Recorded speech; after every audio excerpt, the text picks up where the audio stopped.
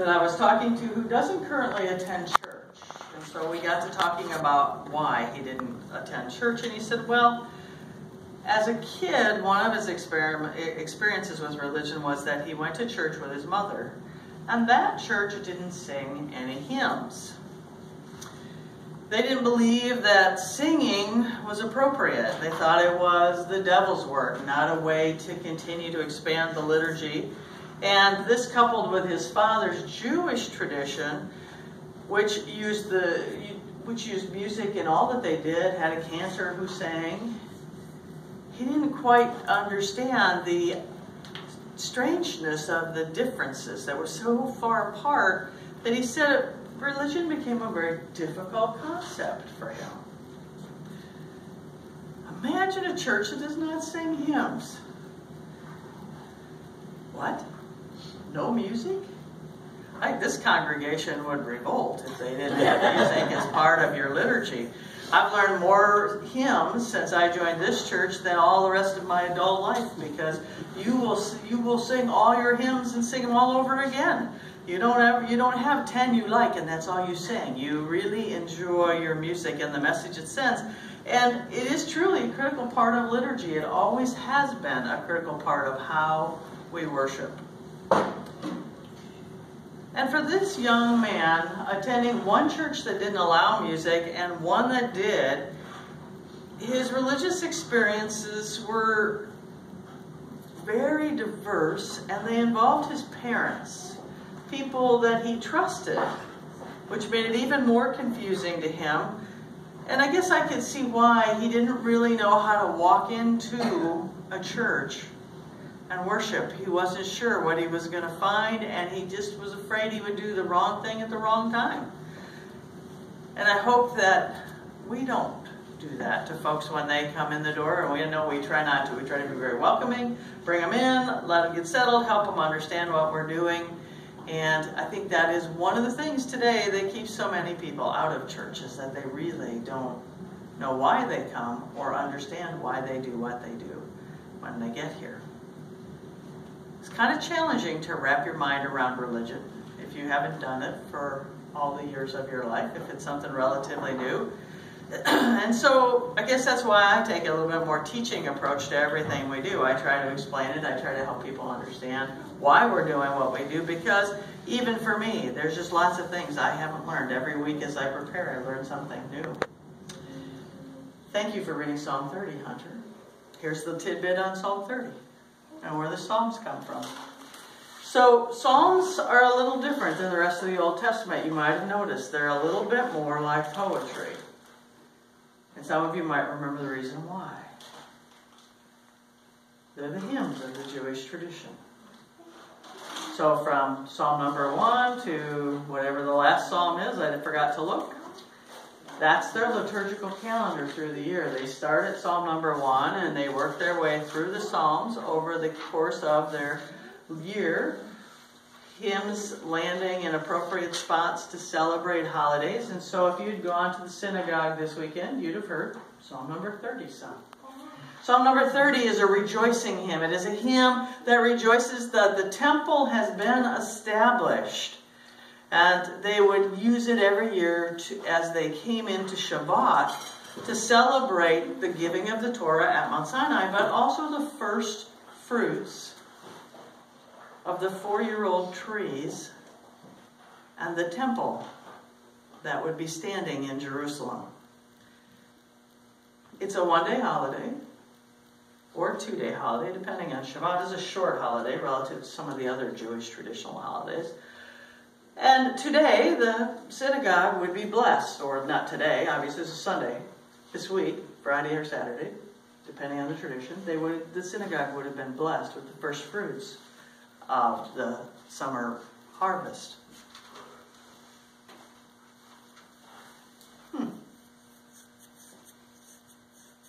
Kind of interesting that there's a pilgrimage, an annual pilgrimage found in the Psalms. Kind of interesting to know that as we read the Psalm on Sunday, which we don't read every Sunday, or we sing the Psalter, which we do on some Sundays, that we are in sync with our Jewish roots with the Jewish church and the tradition that is happening that same weekend for them in their worship. And in the New Testament reading, we will hear the next step for Jesus.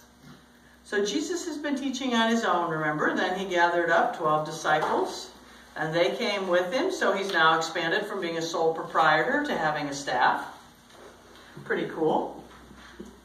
And today we'll hear him expand that just a little bit more. So we'll go from Jesus the CEO with the disciples as his first, second tier support, his supervisors, to now he's going to call a few more folks to come in and be his new customer support trainers or his tier 1 support. So he's going to have more outreach. He's going to have a pyramid effect, so to speak, in his organization. So we read Luke 10 today. After this, Luke appointed 72 others. No, not Luke. After this, Jesus appointed 72 others and sent them on ahead in pairs to every town and place he intended to visit.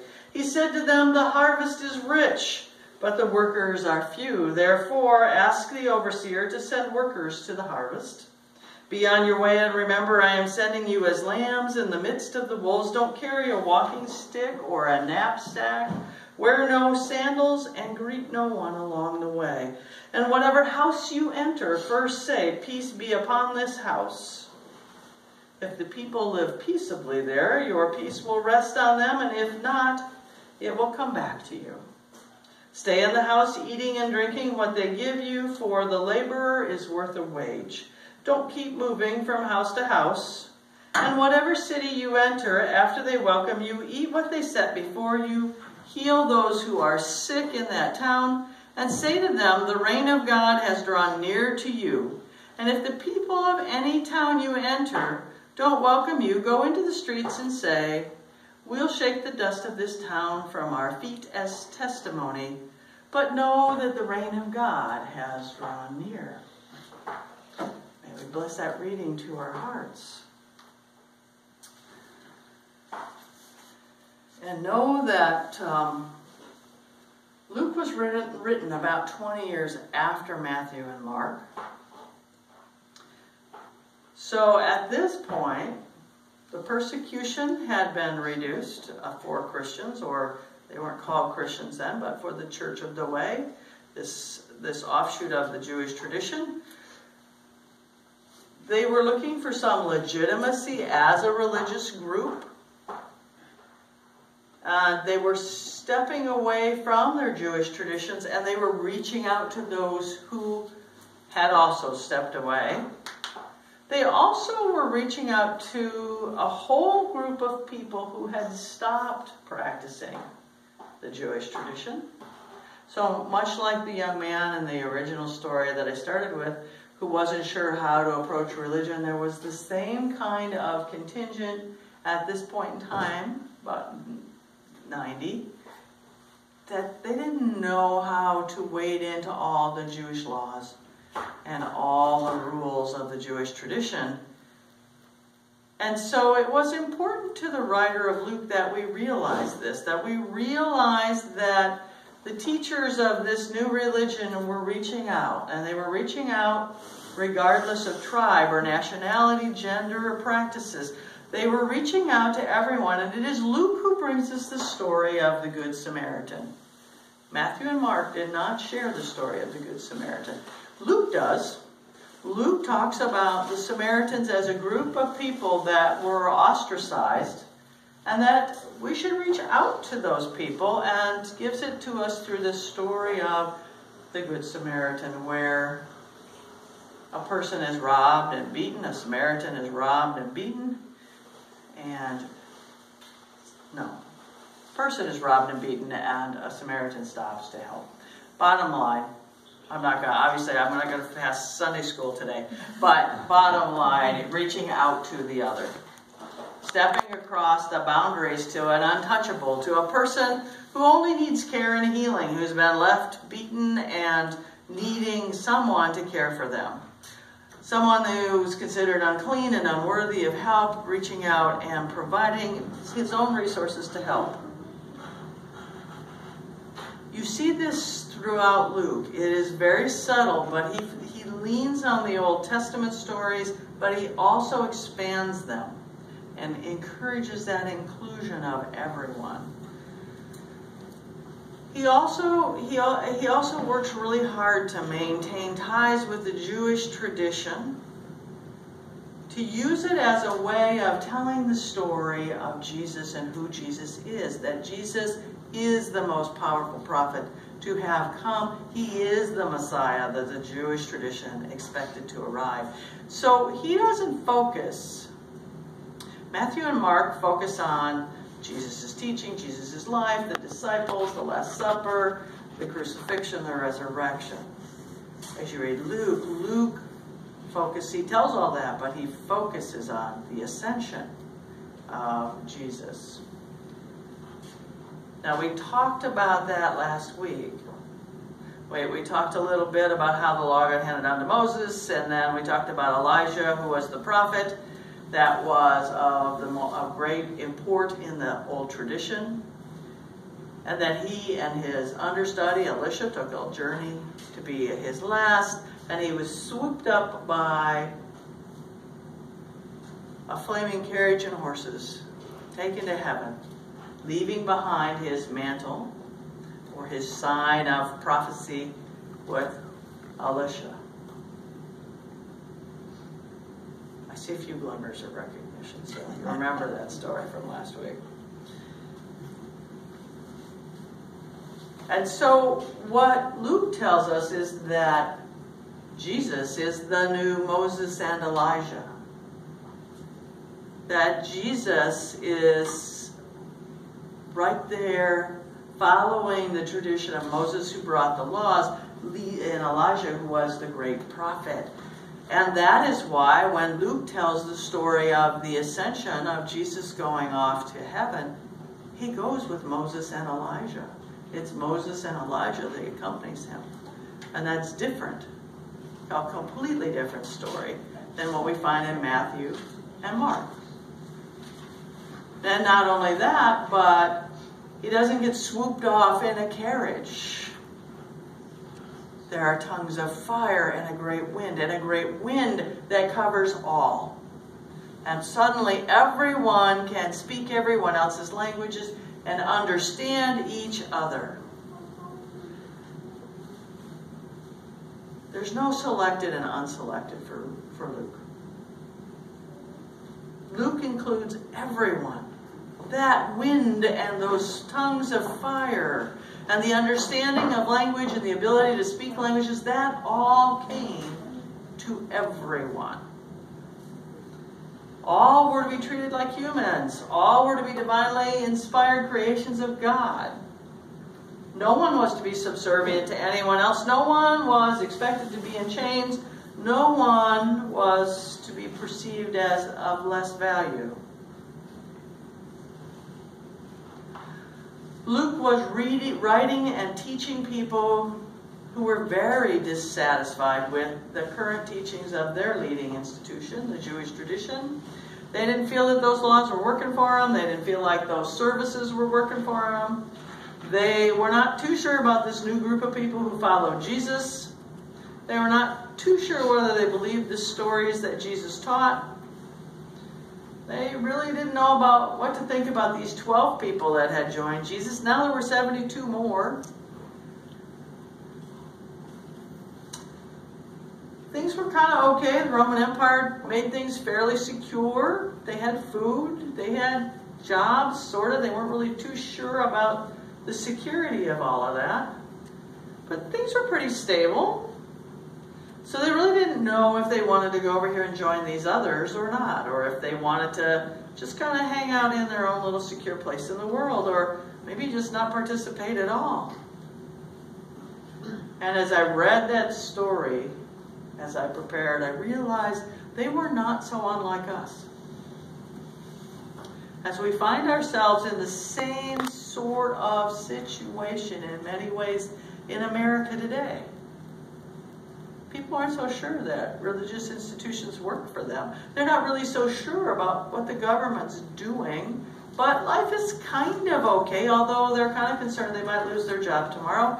They're kind of concerned something could happen that would make life tough. So there's like a balance of fear and a balance of, well, things are kind of okay. I don't want to disrupt them by taking a risk and hanging out here and doing something new.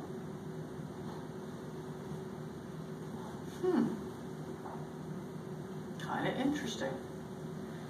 A human condition repeated. Probably not for the first time. Probably the balance that we work on all the time. Fear of a risk versus actually stepping out, learning something new. In the pilgrimage that we're on to learn new things constantly. I came across this study, and I laid a copy of it over on the table yesterday. It is the Public Religion Research Institute and Brookings Institute's review of immigration. It's an immigration survey report, and how do we all feel as we come into this election? So, you can break it out, look at what they have to say about Republicans and Democrats and liberals and conservatives if you want to. Label-wise, I just was more interested in overall what we think about our world at the moment here in America. Right now, they said that there are high levels of concern and anxiety and fear in the American public. Fear that they might lose their job.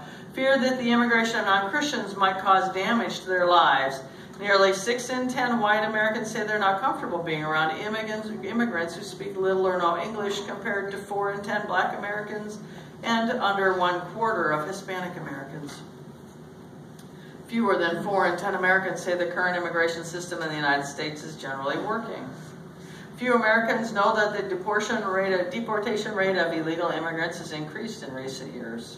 Only 25% of Americans believe the number of illegal immigrants being deported over the past 5 or 6 years has increased. It has increased. Nearly 6 in 10 Americans oppose building a wall along the border. And a majority of Americans oppose passing a law that would deny Syrian refugees entrance to the U.S. Nearly 6 in 10 Americans oppose placing a temporary ban on Muslims. So, kind of, we're on both sides of the coin on this one. Change is just difficult. Change was difficult in 70 when Luke was written. Change is difficult in 2016 in which we live. People are fearful of what they do not understand and cannot explain, whether it's 70 or 2016. Teachers and prophets are needed to bring the balancing messages just as Jesus, the 12, and the 72 did, whether it's 70 or 2016. We still struggle to manage all the information we receive, but I know that as we start our pilgrimage and continue our pilgrimage today, we'll continue to learn about being a community of love, about being a community of inclusion. We'll continue to deliver that message in all that we do. We'll learn about being a community of equals and a community of optimism, and we'll give up the fears and the walk in faith. We will walk in faith. We'll reach out to the other and embrace the differences. We'll reach out to the hurting and lift them up.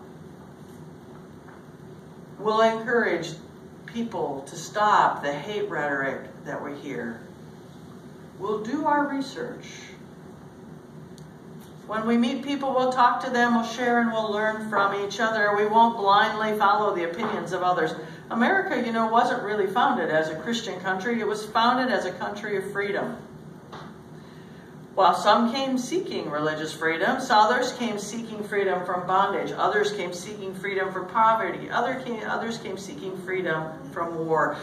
Not too much has changed. That's why people still come to America today, to embrace the capabilities of these communities that they can live in here, to continue to be great, to continue to be inclusive, to continue to help the Samaritans, to continue to look for the other who is lost and beaten, to provide health and productivity and jobs. God brought us together for a reason.